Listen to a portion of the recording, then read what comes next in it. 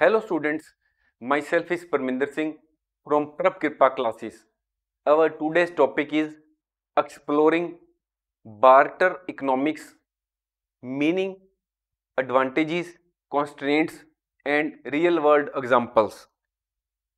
After going through this course, the students will understand what is the meaning of barter system, since when has the barter system been used, in what situations is the barter system not useful, especially regarding indivisible goods?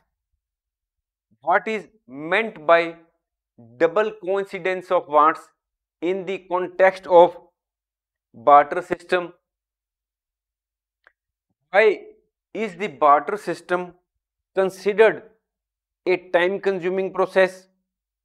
How does the barter system differ from a monetary system? What type of goods or services were commonly exchanged in traditional barter systems? Are there any contemporary or localized examples of barter systems still in use today? What are the benefits? What are the disadvantages of the barter system? This course is going to give you sufficient knowledge about the benefits, limitations of